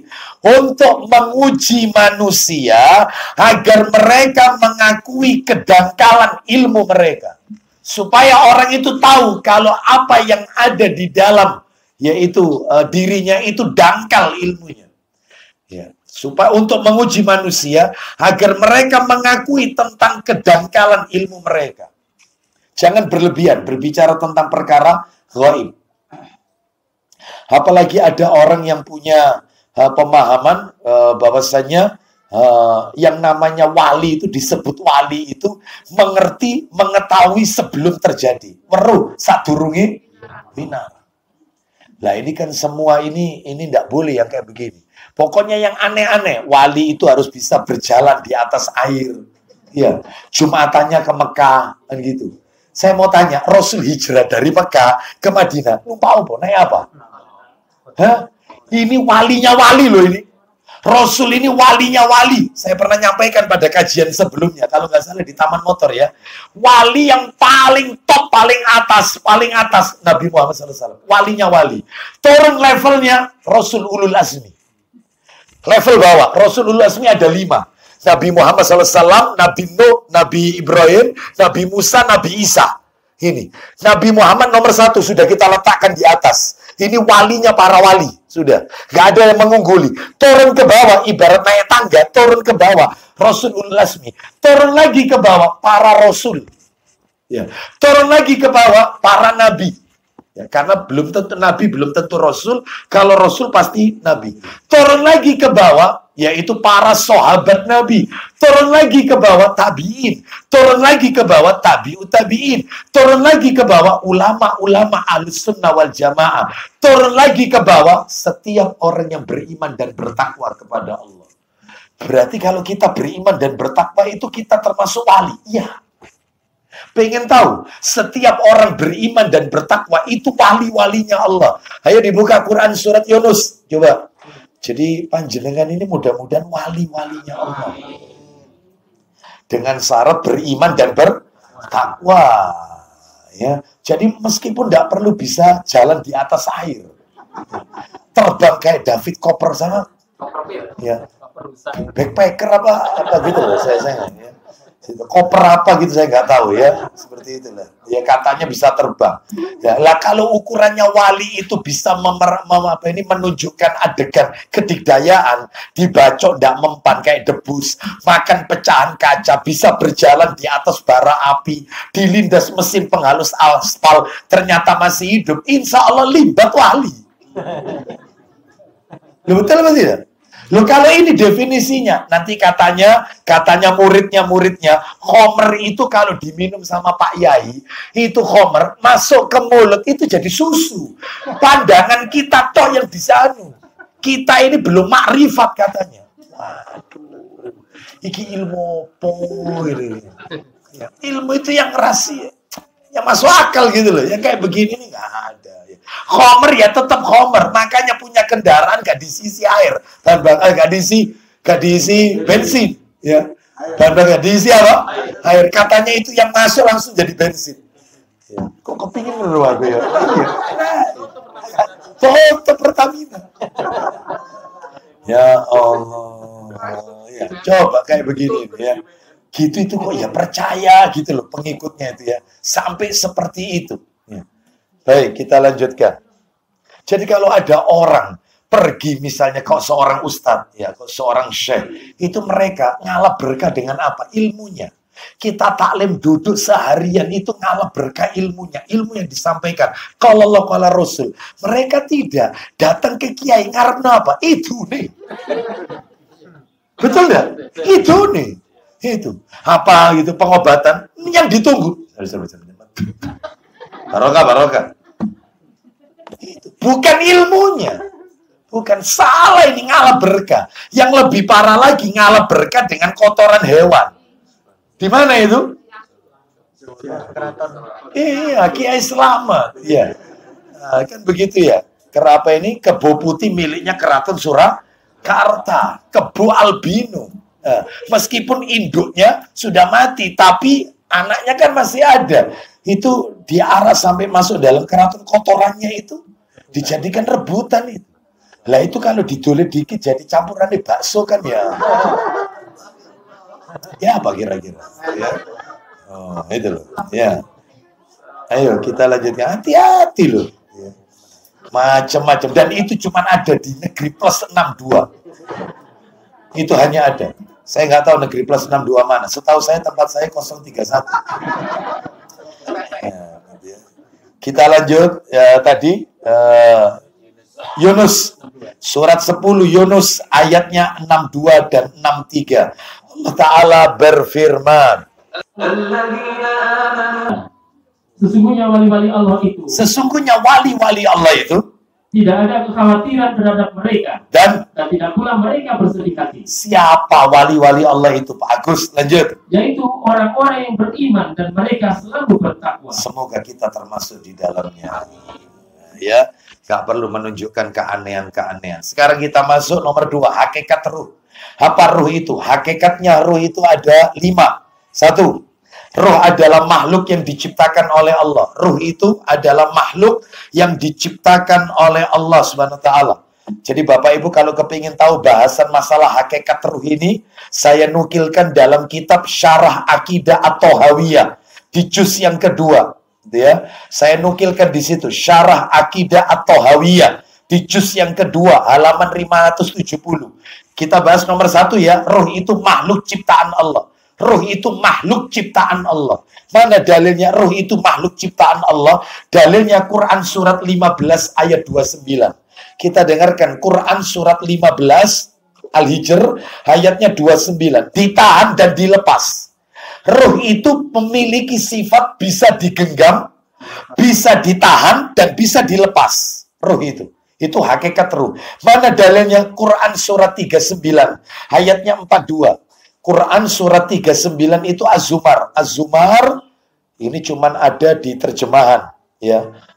Bukan yang di Android, aplikasi Quran di Android. Saya butuh terjemahannya karena ada catatan kakinya. Kalau aplikasi Quran yang di Android itu tidak ada catatan kaki. Ya. Nah ini Pak Agus baca yang di Az-Zumar ayat 42. Surat 39 Az-Zumar ayat 42. Surat 39 ayat 42. Di mana ruh itu bisa digenggam, bisa ditahan, bisa dilepas. Silakan. Allah memegang jiwa orang ketika matinya. Ulang lagi. Allah memegang jiwa orang ketika matinya. Allah memegang jiwa roh ketika matinya dan memegang jiwa orang yang belum mati di waktu tidurnya. Baca catatan kakinya, lari ke bawah Pak Agus. Silakan. Orang-orang yang telah mati, silakan. Maksudnya, orang-orang yang mati itu rohnya ditahan oleh Allah. Nah, rohnya ditahan. Roh itu bisa ditahan, bisa digenggam, dan bisa dilepaskan. Lanjut. Sehingga tidak dapat kembali kepada tubuhnya. No, nggak mungkin. Ada roh gentayangan itu nggak mungkin. Ya. Terus kemudian ada acara apa itu? Ngejar hantu itu apa? Ya. Nah, pemburu hantu atau apa? Ada. Ya. Seperti itulah, ya seperti itu, ya. Terus takut sama suster ngesot, ngapain? Oh dilangkai tol iso. Betul atau enggak? Oh cuma ngesot, ya. Ngapain takut? Ya, nggak usah yang percaya sama yang kayak gini-gini, nggak usah. Ya, baik kita lanjutkan ya. Jadi orang yang telah mati itu ruhnya ditahan, sehingga mereka nggak mungkin balik, nggak mungkin terus ujuk-ujuk jam 12 malam lampu dimatikan karena ruhnya datang. Nggak ada ini, nggak ada ini. Ya, nggak ada yang kayak begini. Terus kemudian dan orang-orang yang tidak mati hanya tidur saja. Stop. Orang yang tidak mati cuma tidur tok, maka rohnya dilepaskan sehingga dapat kembali kepadanya lagi. Berarti ruh itu bisa dilepas, bisa digenggam, bisa ditahan. Jadi orang tidur itu, ruh itu lepas, Bapak Ibu. Makanya nggak usah kaget kalau orang tidur itu bertemu dengan ruh saudaranya yang telah wafat mendahului. Ketemu dengan ruh bapaknya, ketemu dengan ruh ibunya. Di mana ketemunya? Di alam ruh. Lihat bapaknya seperti masa mudanya. Sehingga anaknya ketika mimpi itu senang. Ya Allah, bapak kok, aku mimpi bapak kok kelihatan seperti masa mudanya. Seger badannya. Berarti itu kabar suka dari Allah. Enak di alam akhiratnya. Tapi kalau seorang anak lihat mimpi ketemu orang tuanya yang membuat dia sedih, lihat orang tuanya penuh dengan luka, atau mungkin pakaiannya compang-camping, atau keadaannya kurus dan seterusnya, bikin anak kepikiran sedih, maka berarti itu kabar berita yang tidak baik dari Allah, bahwasanya orang tuanya di alam ruh sedang tidak baik-baik saja. Makanya gak usah terus kemudian ditambah bid'ah. Wacana no kiri mono Fatihah. Gak usah. Cukup doakan Allahumma gfirlaha warhamha wa'afiha wa'fu anha. Karena ibunya. Kalau ayahnya Allahumma gfirlahu warhamhu wa'afi wa'fu anhu dan seterusnya. Itu yang ditunggu oleh orang tuanya. Doanya anak yang soleh. Baik, kita lanjutkan. Jadi roh itu bisa digenggam, bisa ditahan, bisa dilepas. Yang menarik itu Bapak Ibu sekalian, sholat tahajud. Sholat tahajud yang kita lakukan sepertiga malam terakhir. Bapak Ibu kalau sholat 5 waktu, dalam keadaan roh itu nempel ke jasad, wajar. Karena kita dengar adzan subuh, adzan zuhur, roh nempel ke jasad. Lah ini pada saat kita tidur, pukul 2, pukul setengah 2, roh itu lepas dari jasad, masih eling ingat sholat. Hebat. Itu. Makanya satu-satunya sholat sunnah yang ada di dalam Al-Quran cuma tahajud. Yang lain tidak ada dalam Al-Quran, hanya tahajud. Ya dalam keadaan roh lepas dari jasad, masih ingat sholat tahajud, tiba-tiba bangun gitu aja. Ya. Mudah-mudahan kita dimudahkan oleh Allah dalam melakukan beribadah kepada Allah Subhanahu wa taala. Sebab ada orang itu yang tidak dikasih kemudahan oleh Allah untuk ibadah. Ya. Susah, meskipun jam beker, alarm HP sudah disetting, sudah, ya tetap gak tangi. Karena nggak dikasih kemudahan oleh Allah Azza wa Jalla. Tapi ada orang nggak pakai jam beker, nggak pakai alarm, nggak pakai pesan. Ya, kepada dua istrinya, misalnya ini ya. Itu ya langsung bangun gitu. Kenapa? Ada yang salah dengan ucapan saya? Ada yang salah? Tidak ada kan? Kita lanjutkan. Ya, kita lanjutkan. Itu yang nomor 2. Nomor 3, hakikat ruh. Ruh adalah materi yang lembut, yang menyatu di badan. Ruh itu materi yang lembut, yang menyatu di badan. Sehingga, nah ini yang koma tadi ya, ruh itu adalah materi lembut yang menyatu di badan. Koma, sehingga jika dia melekat di badan kita, disebut jiwa. Nah, kadang-kadang orang itu kan bingung. Ya, membedakan. Itu jiwa. Apa Ustaz bedanya ruh sama jiwa? Terus ada lagi jasad gitu ya. Maka kalau dia masih melekat di badan, maka disebut jiwa. Namun jika dia lepas dari badan, disebut ruh. Jadi kalau dia lepas, itu namanya ruh. Kalau melekat, jiwa. Jadi kita ini semua, melekat semua ini jiwa. Jiwa. Ketika orang itu meninggal dunia, berarti ruhnya lepas, sudah nggak ada lagi melekat di badannya, itu namanya roh. Sedangkan yang tertinggal itu mayit, jasad toh. Ya, jadi roh adalah materi yang lembut yang menyatu di badan. Jika dia masih melekat di badan, disebut jiwa. Jika dia lepas dari badan, disebut apa tadi? Roh. Ini disebutkan oleh Imam An-Nawawi rahimahullah dalam kitab Syarah Muslim. Syarah Muslim, Syarah An-Nawawi oleh Imam An-Nawawi di juz yang kelima. Lanjut, nomor 4. Ruh berada di alam barzah. Ruh itu ada di alam barzah, Bapak Ibu. Jadi orang meninggal itu, ruhnya di mana? Mereka berada di alam penantian, alam transit, alam barzah. Sebelum ketemu alam akhirat. Belum. Ini masih penantian di alam barzah. Jadi ruh itu ada di alam barzah. Kata Al-Imam Ibnul Qayyim Al-Jauziyah rahimahullah, bahwasanya alam yang harus dilalui oleh manusia itu 3. Ingat-ingat ya. Alam yang harus dilalui oleh manusia itu ada 3. 1 namanya alam dunia. Sekarang ini kita ada di alam dunia. Alam dunia. Ini alam tempat untuk beramal, Bapak Ibu. Mengumpulkan bekal. Ini ya, mengumpulkan bekal. Jadi alam yang harus dilalui manusia itu ada berapa, Bapak Ibu? 3. Yang pertama alam apa? Alam dunia. Alam tempat untuk mengumpulkan amal, bekal. Ya, seperti itu. Makanya saya pernah nyampaikan di kajian sebelumnya, mungkin di YouTube sudah ada, bahwasanya rumusnya orang hidup di dunia itu cuma 3. Rumusnya orang hidup di dunia itu cuma 3. Saya sebutkan satu aja. Apa 3-3-nya sekalian? Oh, enggak apa-apa. Bapak Ibu kalau tahu rumus 3 ini, Bapak Ibu apalkan betul 3 rumus ini. Orang itu kalau memahami betul tentang rumus ini, maka Bapak Ibu tidak akan pernah kecewa oleh dunia. Tidak akan mudah sambatan, tidak akan kena nggak akan mudah baperan, ya. Nelongso, ngeresulo, nggak akan. Kalau tahu rumusnya dunia. Enak kalau tahu rumusnya dunia. Cuma 3 rumusnya orang di dunia ini. 1, rumus yang pertama adalah la rohata fid dunya. Tidak ada yang namanya ketenangan di dunia. Nggak ada. Kalau pengen cari tenang, jangan hidup di dunia. Bukan di dunia. Dunia ini tempatnya ya sengsara. Ya. Dunia ini tempatnya capek. Dunia ini tempatnya lelah. Ya. Lu capek lu, kita ini ibadah. Capek enggak? Ramadan malamnya qiyamul lail, ya menghatamkan Quran, ya sodako, ya zakat, ya haji, ya umrah, belum lagi zikirnya, belum lagi puasa sunnahnya. Capek, lelah. Kalau nggak pengen capek, surga. Karena surga itu tempatnya menikmati hasil. Lah, kita ini berarti kalau gitu Ustaz, di dunia ini ibarat orang kerja. Iya. Kita ini kerja ini beramal itu kerja. Berarti orang kerja butuh bayaran. Iya. Apa bayarannya? Surga. Ada kira-kira di sini orang kerja tidak butuh bayaran? Ada? Ada kayaknya. Semua orang kerja butuh bayaran.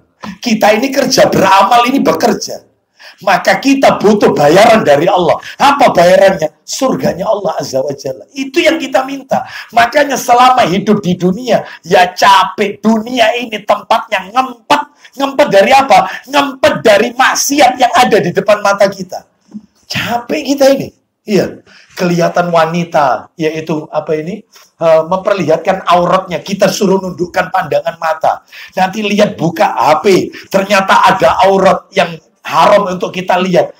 Dunia ini isinya tempatnya ngempet dari maksiat yang ada di sekitar. Capek. Ya, kalau nggak kepingin capek,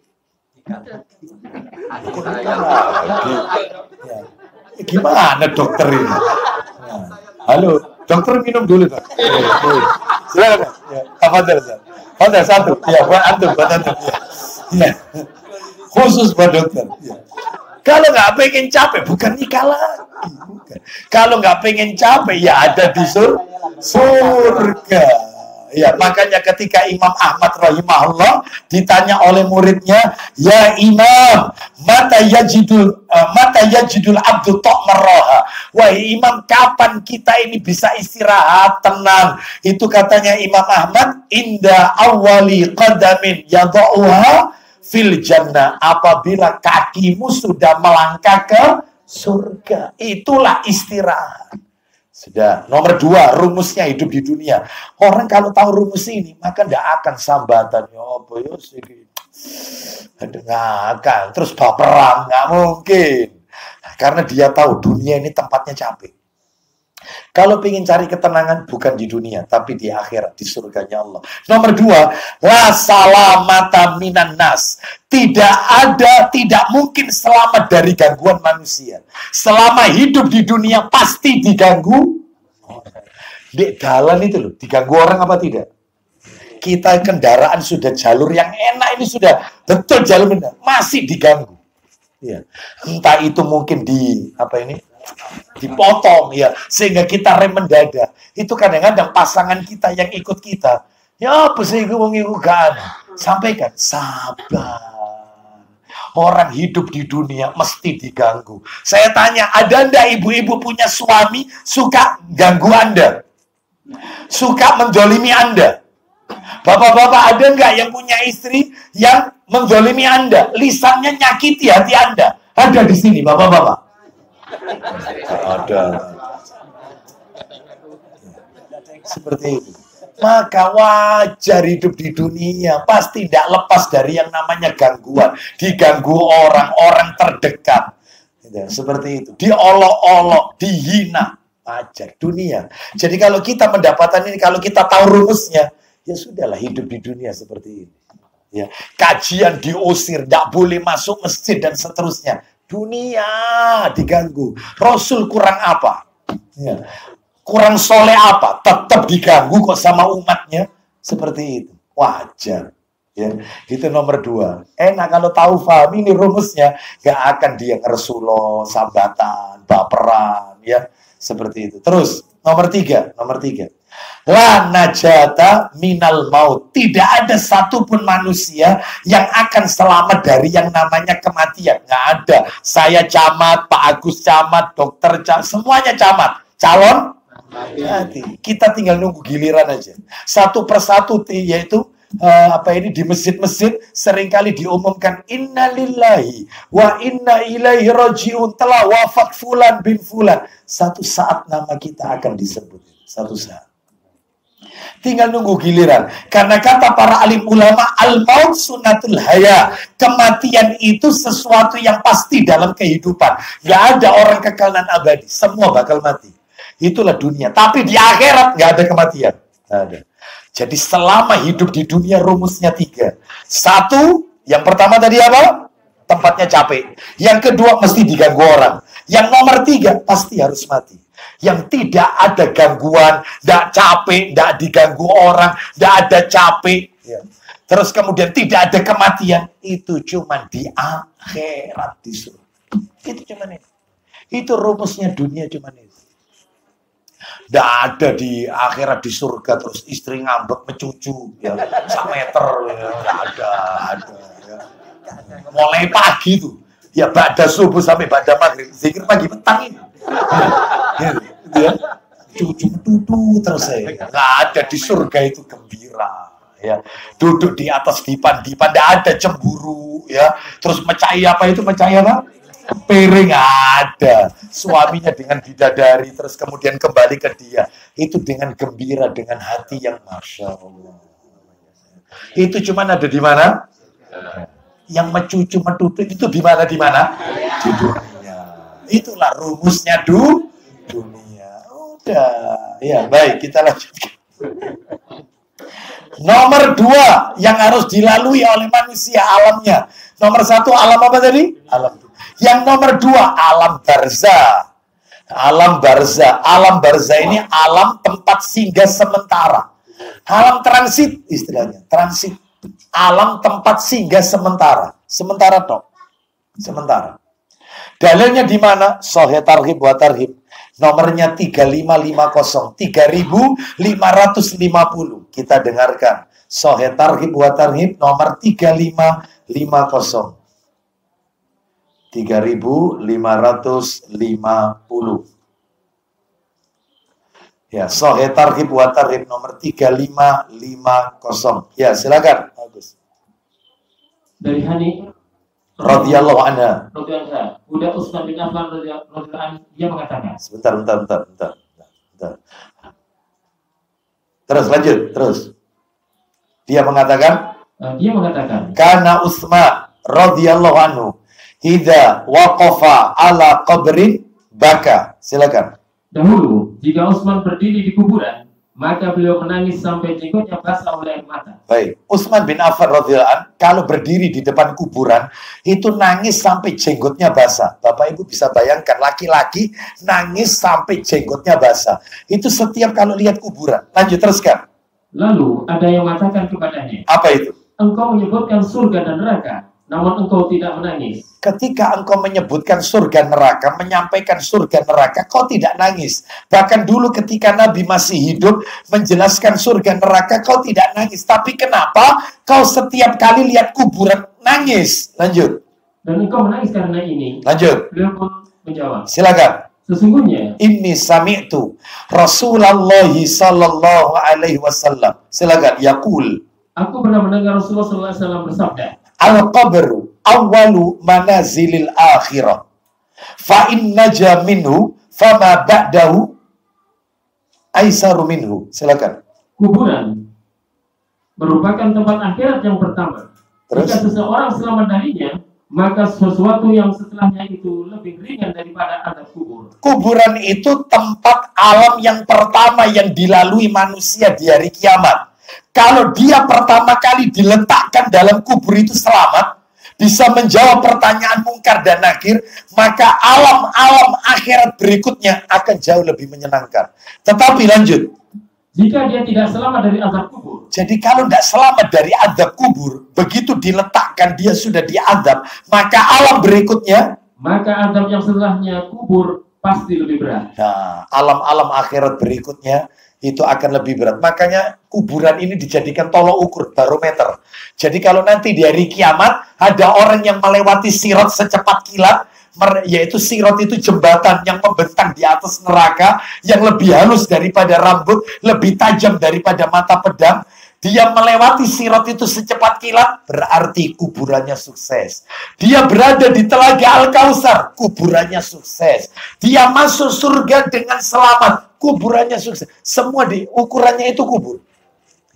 Tapi kalau sekali dia diletakkan di alam kubur ini, alam akhirat pertama ini, dia tidak berhasil, wah, Alam-alam akhirat berikutnya jauh lebih mengerikan, lebih menyedihkan.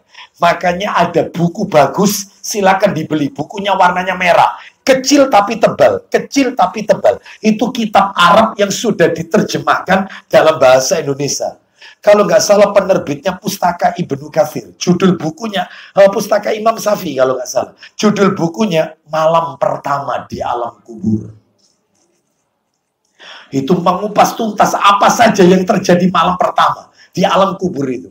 Itu mengerikan itu. Ya, oleh karena itu ini yang alam nomor 2 setelah alam dunia, alam barzah, terakhir alam keabadian. Ya betul ya. Barzah juga akhirat, tapi itu masih yang pertama. Ya, alam barzah yang pertama itu alam akhirat pertama, alam barzah. Terus yang ketiga alam keabadian. Apa alam keabadian? Surga dan neraka. Selesai. Sudah. Ya cuman itu. Manusia itu melewati 3 alam itu aja. Alam dunia sekarang. Setelah itu kita mati. Pasti. Karena yang namanya kematian itu sunnahnya orang hidup harus mati. Baik, setelah mati dibangkitkan dan tidak ada kematian lagi. Sampai-sampai Nabi mengatakan, menjelaskan dalam sabdanya yang sahih, diibaratkan nanti didatangkan seekor kambing yang disembelih.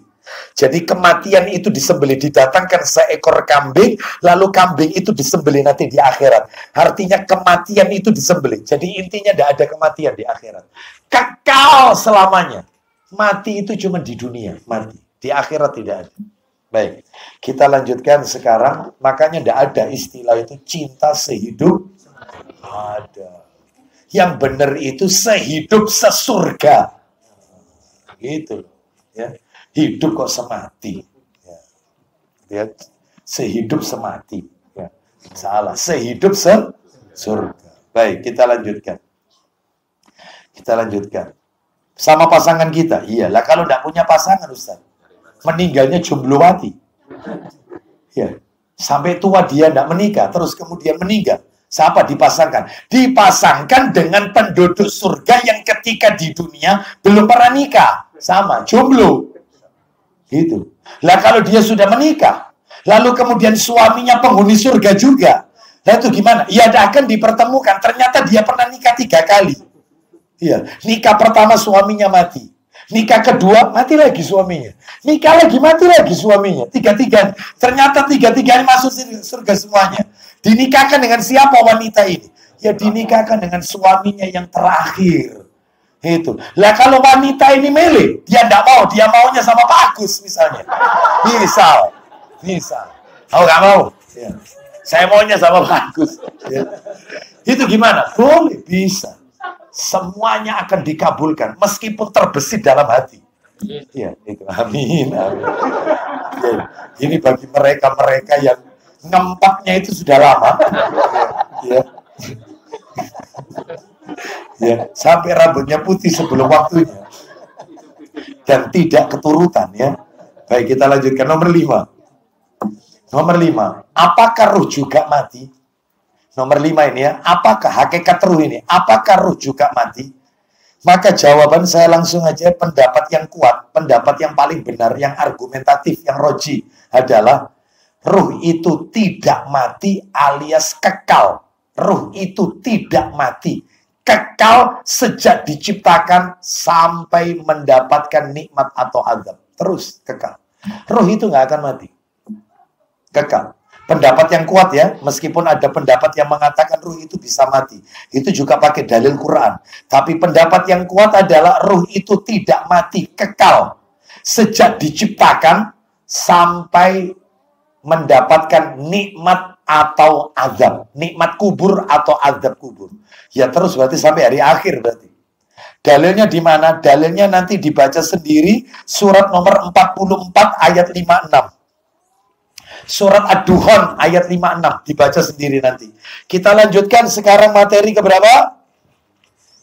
3 ya, nomor 3. Materi nomor 3. Tempat ruh usai berpisah dengan badan. Tempatnya ruh.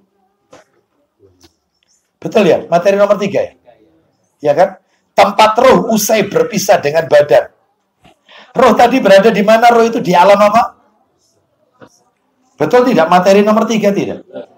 Materi nomor 1 tentang apa? Materi nomor 1. Hikmah, sedikitnya informasi tentang ruh. Betul ya? Materi nomor 2, hakikat ruh. Barusan selesai. Sampai nomor 5, hakikat ruh.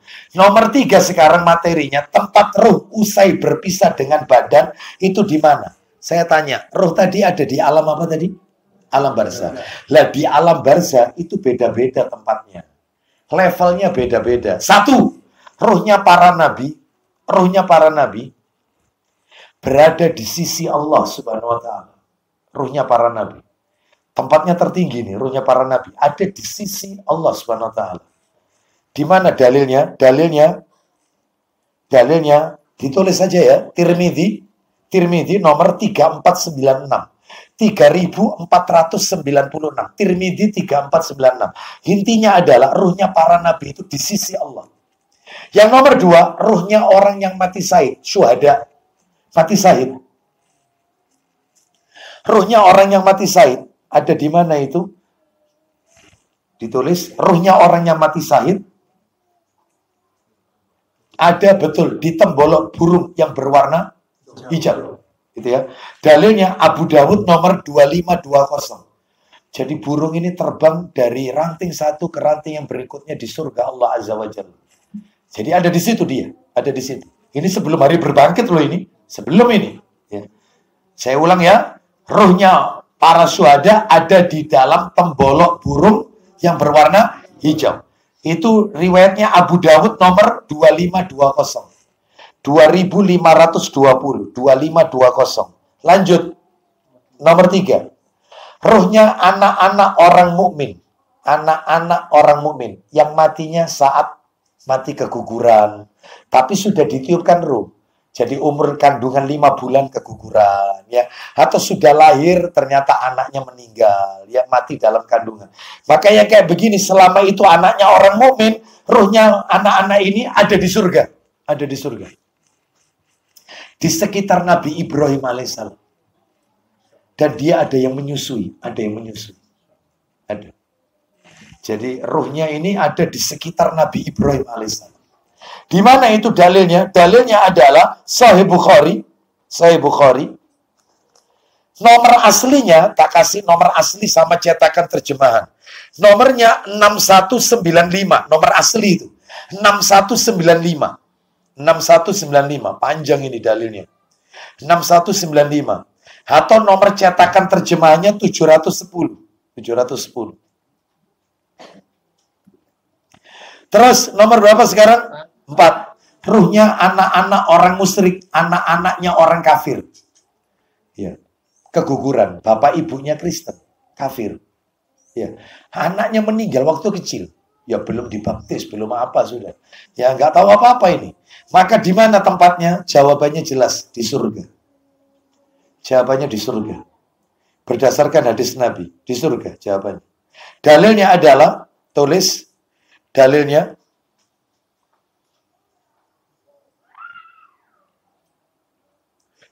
yaitu Sahih Bukhari nomor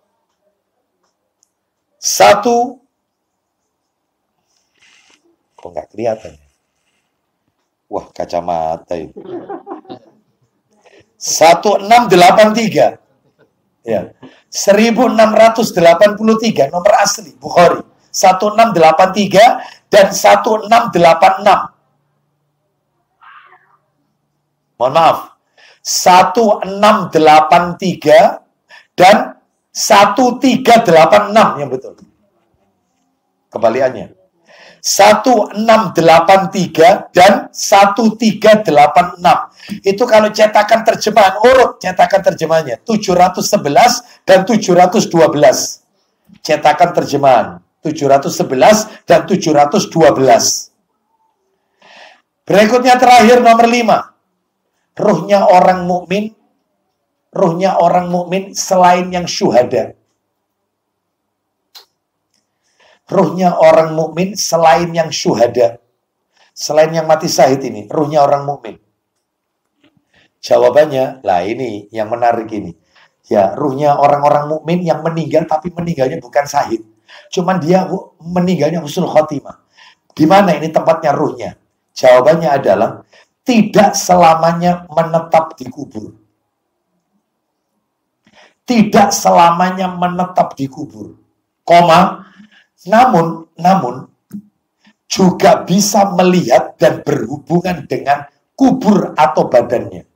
Ya tadi itu, kalau ada orang ziarah mengucapkan salam, langsung dikembalikan ruhnya ke jasadnya dan dia mengucapkan.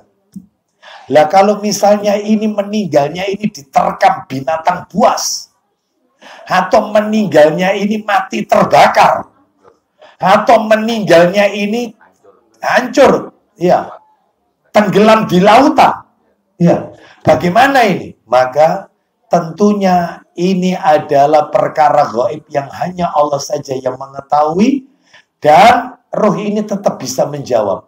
Ya, ketika yaitu ada orang yang mengucapkan assalamualaikum, maka dia akan menjawab waalaikumsalam. Saya ulang. Ruhnya orang mukmin selain yang mati syahid ya, tidak selamanya menetap di kubur, tidak selamanya, koma, namun dia juga bisa melihat,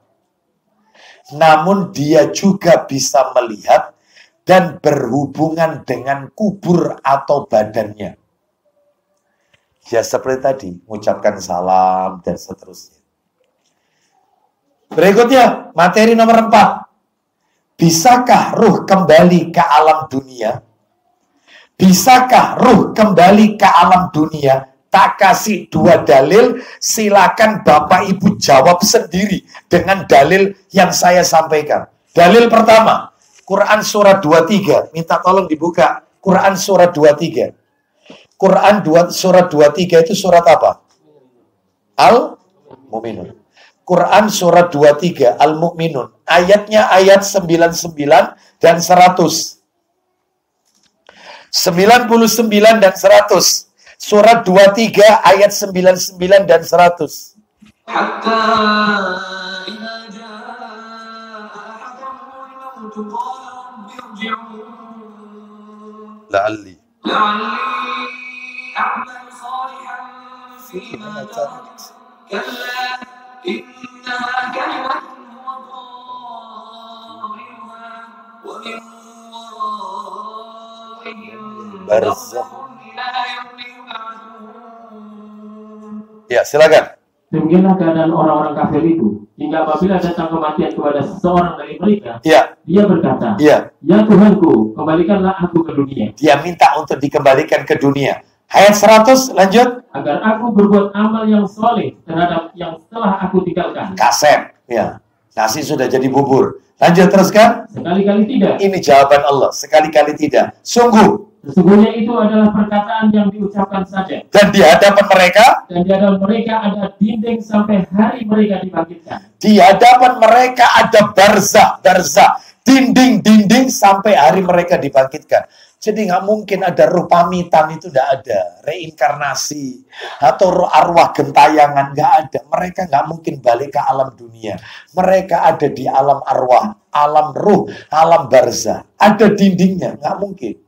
Terus kita lanjutkan dalil kedua, surat 32 ayat 12. Surat 32 itu surat apa?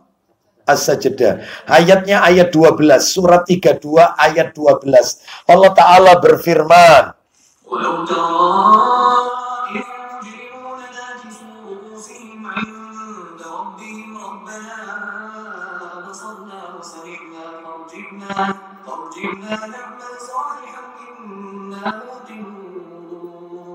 ya, silakan. Ayat 12. Dan alangkah ngerinya. Jika sekiranya kamu melihat ketika orang-orang yang berdosa itu menundukkan kepalanya di hadapan Rabb-nya. Seraya mereka berkata, Ya Rabb kami, kami telah melihat dan mendengar. Maka kembalikanlah kami ke dunia. Niscaya kami akan mengerjakan amal soleh. Sesungguhnya kami adalah orang-orang yang yakin. Nah, baru yakin sudah meninggal. Ya, kasep itu tadi, nasi sudah menjadi bubur. Penyesalan itu mesti ada di akhir. Ya, nggak mungkin mereka kembali, nggak mungkin. Jadi Bapak Ibu sekalian, rahimani wa rahimakumullah, berarti jawabannya apa kalau begitu? Tidak bisa. Sekarang kita lanjutkan. Jadi tidak ada istilah reinkarnasi, ya, atau mungkin Ruh itu penitisan kembali, nggak ada.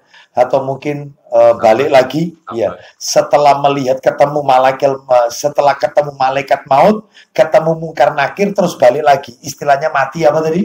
Suri, nggak ada istilahnya. Ya belum mati berarti. Itu namanya jantung berhenti sejenak. Ya. Sebab pada saat ketika, ini pengalaman pribadi ya, ketika ayah saya meninggal, itu maka jenazah mau saya rawat, langsung saya mandikan karena pagi meninggalnya dini hari. Pagi meninggal di rumah sakit Siti Khadijah. Saya harus langsung mandikan, terus sholati, terus saya makamkan. Seperti itu. Katanya dokter nggak bisa, Pak. Peraturan nunggu di kamar mayat 2 jam. Sebab kita tunggu nanti. Loh kenapa? Bisa jadi, yaitu ini jantung berhenti sejenak. Seperti itu. Ya sudah, tak tunggu. Kalau memang hidup kembali, itu rezeki saya sebagai anaknya. Gitu ya. Tak tunggu 2 jam, ternyata diperiksa sama dokter, memang betul-betul sudah wafat. Ya sudah. Ini berarti kalau begitu, ini berarti berhenti sejenak, mati suri. Lihat orang-orang yang katanya mati suri, ceritanya aneh-aneh mesti. Aneh-aneh. Saya dibawa malaikat. Ya, malaikat itu putih. Ya, rambutnya ini begini dan seterusnya. Hidungnya itu ndak mancung, ndak pesek. Kok kayak mau ngampel ini? Ya, seperti itu ya. Kok aneh-aneh gini ya? Nggak ada ya, bohong ya. Oh, jangan dipercaya ya. Kita lanjutkan. Jadi nggak ada, orang sudah meninggal nggak mungkin balik lagi, nggak mungkin. Sekarang yang terakhir, beberapa masalah terkait dengan ruh. Kalau balik lagi berarti memang belum mati. Itu aja. Beberapa masalah terkait dengan ruh, cuma 2 saja. 1. Apakah jenazah mengenali orang-orang yang masih hidup yang menziarahinya? Apakah jenazah mengenali orang-orang yang masih hidup yang menziarahinya? Saya tanya berdasarkan yang dibaca Pak Agus tadi dalam tafsir Ibnu Katsir. Kira-kira jawabannya apa? Mengenali atau tidak? Mengenali. Itu 1. Nomor 2. Apakah ruh orang yang telah mati dapat bertemu dan saling bercengkerama? Ketemu. Saya ulang ya. Apakah ruh orang yang telah mati? Apa ini? Ruh. Ya, maksudnya materi kita. Ya. Apakah ruh orang yang telah mati dapat bertemu, saling mengunjungi, saling bercengkerama? Ya, bisa jawabannya. Iya, bisa. Mana dalilnya? Dalilnya adalah Sahih Targhib wa Tarhib. Wah, merinding kita kalau dengar. Nomor 3559. Baca Pak Agus. 3559. Coba cari. Ya. 3559. Kita dengarkan dari Abu Hurairah radhiyallahu an. Baca. Apakah ruh orang yang telah mati dapat bertemu, saling mengunjungi dan bercengkerama? Jawabannya bisa. Silakan. Dari Abu Hurairah radhiyallahu anhu, dari Nabi SAW beliau bersabda. Isinya kita dengarkan ya. Sesungguhnya apabila seorang mukmin akan dicabut ruhnya, dia didatangi oleh malaikat rahmat. Terus membawa kain sutra yang putih bersih. Lanjut. Para malaikat mengatakan. Jadi orang mukmin kalau mau meninggal dunia, pembantunya malaikat maut datang lebih dahulu, membawa kain kafan yang harum baunya. Terus kan? Para malaikat mengatakan, keluarlah menuju rahmat Allah. Keluarlah menuju rahmat Allah. Terus? Maka ruh itu pun keluar bagaikan minyak kasturi yang paling wangi, hingga sebagian dari mereka saling memberikan kepada yang lain untuk mulai wanginya. Jadi para malaikat berebut wanginya. Ruh ini keluar, ruhnya mukmin ini keluar karena dia orang soleh. Maka para malaikat berebut bau harumnya tadi. Lanjut teruskan. Lalu mereka menciumnya. Terus? Sehingga mereka tiba di pintu langit. Nah, ternyata langit itu punya pintu. Wa futihatis sama'u fakanat abwaba. Ya, langit itu punya pintu, Bapak Ibu. Terus lanjut. Mereka, para penghuni langit mengatakan. Apa kata penghuni langit? Aroma apakah yang baik ini? Jadi jasadnya masih di Sidoarjo, ruhnya sudah naik ke atas, di bawah. Ruh siapakah yang baik ini? Ma'adha ruh thayyib. Silakan. Yang datang dari bumi. Terus. Mereka membawa ruh tidaklah sampai ke satu langit pun, melainkan pasti penghuninya mengucapkan kalimat seperti itu. Jadi sampai ke langit ke-7 ruh ini dibawa. Terus. sampai akhirnya mereka tiba di tempat ruh-ruh kaum mukminin. Nah, sampailah di tempat ruh-ruhnya orang-orang yang beriman. Ternyata ketemu. Lanjut, teruskan. Lalu merasakan kegembiraan yang lebih mendalam dibandingkan dengan kegembiraan orang yang baru bertemu setelah berpisah. Senang dia ketemu karena mereka ini meninggal lebih dahulu. Terus kemudian mereka mengatakan, nah, mereka ruh-ruh yang sudah meninggal duluan itu tanya kepada ruh yang baru datang. Ruh yang baru datang. Apa pertanyaan orang yang meninggal duluan? Silakan. Apa yang dilakukan oleh teman kita fulan? Nah, dia tanya, gimana anakku? Dia tanyakan anaknya. Gimana suamiku? Gimana istriku? Gimana keluargaku? Gimana si fulan bin fulan? Yang aku dulu meninggal itu gimana sekarang? Terus katanya, silakan lanjut. Mereka, malaikat pembawa ruh mengatakan, para malaikat yang bawa ruh ini mengatakan, jangan kau cecar dengan pertanyaan. Ini baru meninggal, biarkan dia istirahat. Lanjut. Biarkan dia istirahat. Tuh, ya kan? Terus. Sesungguhnya dia berada dalam kesusahan dunia. Ternyata ruh yang baru datang itu jawab. Karena kan dia ditanya, gimana teman-teman kita, gimana keluargaku? Dia jawab, apa jawaban dia? Dia menjawab, ya. Dia sudah meninggal. Dia sudah meninggal sebelum aku. Apa kalian tidak ketemu sama dia? Dia meninggal sebelum aku. Lanjut teruskan. Apakah dia tidak datang kepada kalian? Lalu apa jawaban malaikat pembawa ruh ini? Mereka menjawab, silakan. Dia dibawa ke neraka Hawiyah. Nah, dia sudah dibawa ke dalam azab. Berarti nggak ketemu. Berarti ruh ini bisa ketemu kalau orang-orang mukmin meninggalnya husnul khotimah, ketemu bapaknya, ketemu ibunya yang meninggal duluan, ketemu anak-anaknya, ketemu. Termasuk yang meninggal pada saat keguguran, ketemu, dipertemukan. Aku ini bapakmu, kau ini anakku, ketemu, dipertemukan. Tapi mereka yang nggak ketemu, naudzubillah min dzalik, maka mereka ditarik yaitu ke dalam azab. Nggak ketemu. Terus lanjut, silakan. Adapun orang kafir. Nah, dan seterusnya ya, itu hadisnya panjang. Demikian Bapak Ibu sekalian yang bisa kami sampaikan. Semoga menjadi tambahan ilmu yang bermanfaat. Semoga Allah wafatkan kita dalam keadaan husnul khatimah. Semoga Allah tidak hanya pertemukan kita di dunia ini, tetapi Allah juga pertemukan kita sampai di jannahnya yang kekal dan abadi. Kita tutup. Wassallallahu ala nabiyyina wa ala alihi wa sahbihi wasallam. Subhanakallahumma wa bihamdika asyhadu an la ilaha illa anta astaghfiruka wa atubu ilaik. Wa akhiru da'wana anil hamdulillahi rabbil alamin. Assalamualaikum warahmatullahi wabarakatuh.